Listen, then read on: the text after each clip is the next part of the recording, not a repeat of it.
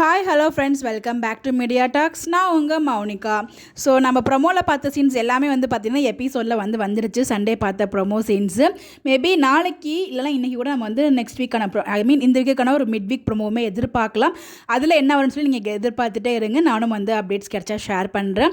So இன்றைக்கி எபிசோடை பொறுத்த வரைக்கும் தாத்தாவோட கேள்விகள் நேற்றுக்கு எபிசோடில் பார்த்திங்கன்னா நீங்கள் 2 பேரும் மனசில் ஒன்று வச்சுட்டு வெளில ஒன்று பேசிகிட்டே இருக்கீங்க, எதாவது நினச்சிட்டு இருக்கீங்கன்னு சொல்லி ரொம்பவே கோமதாக பேசியிருப்பாங்க. இதுக்கான விஷயம் கொஞ்சம் பாசிட்டிவாக தான் தெரிஞ்சிச்சு. விஜய் பார்த்தீங்கன்னா நான் இருக்க சொன்னதை மட்டும் அவள் இருந்திருப்பாளா தாத்தா. ஸோ அங்கே ஒரு நம்பிக்கை கொடுத்துட்டு அவள் நம்பிக்கையை ஏமாற்ற முடியுமா? அவளால் அவங்க ஃபேமிலி கிட்ட கொடுத்த நம்பிக்கையை கண்டிப்பாக இருக்க மாட்டா, இருன்னு சொல்லி கூட இருக்க மாட்டா அப்படிங்கிற மாதிரி தான் விஜய் சொல்கிறாரு. எனக்காக அவங்க ஃபேமிலியை விட்டுட்டு வர வேண்டாம், அவங்க ஃபேமிலியை என்ன அக்செப்ட் பண்ணுற லெவலுக்கு நான் மாறி நான் இவ்வளோ என்னை பார்த்துருந்தது எதுவுமே பொய் கிடையாது, நானாக தான் இருந்திருக்கேன், அவங்க நம்ப வைக்கிற லெவலுக்கு நான் அவங்கள மாற்றுவேன் அப்படிங்கிற மாதிரி ஒரு நம்பிக்கையோட பேசுகிறாரு. விஜய் காவேரி அவங்க ஃபேமிலியே சேர்த்து வைக்கணும் 2 பேரையும் அப்படிங்கிற லெவலுக்கு பேசுகிறாங்க.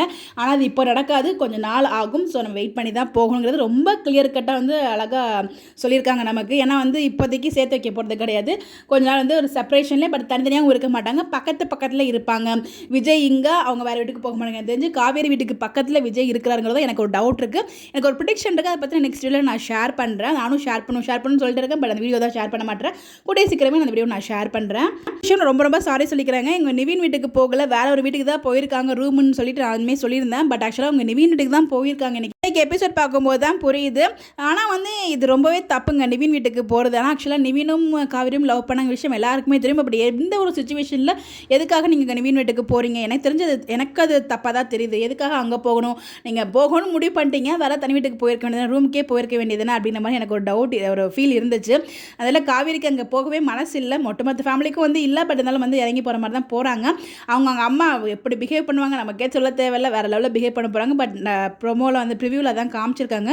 பாப்போம் என்ன பண்ண போகிறாங்க அப்படின்னு சொல்லி 2 டேஸ்க்காக தானே அப்படிங்கிற மாதிரி அவங்க சொல்லியிருக்காங்க. பாப்போம் என்ன நடக்குது அப்படின்ட்டு.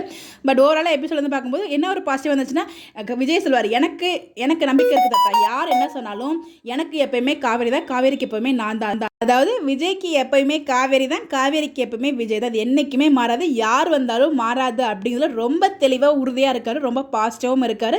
எப்படி போயிட்டு அவங்க மாமியார் குடும்பத்தை மாற்ற போகிறாரு அப்படிங்கிறது அடுத்த கதைக்களமாக இருக்கும், இன்ட்ரெஸ்டிங்காக இருக்கும் அப்படிங்கிற மாதிரியுமே சொல்லியிருக்காரு. அதை வெயிட் பண்ணி பார்ப்போம். உங்களுடைய கருத்துக்கள் நீங்கள் என்ன நினச்சிக்கிறீங்க? நீங்கள் எபிசோட் பார்த்து சொல்லி மறக்காமல் கமெண்ட்டில் ஷேர் பண்ணுங்கள். நதி ஃபேமிலி நிவின் வீட்டுக்கு போனது உங்களுக்கு எனக்கு பிடிக்கல, ஒவ்வொருத்தருக்கும் ஒவ்வொரு ஒப்பீனியன் இருக்கும். உங்களுக்கு என்ன ஒப்பீனியன் சொல்லி மறக்காமல் கமெண்ட்டில் சொல்லுங்கள். Bye bye.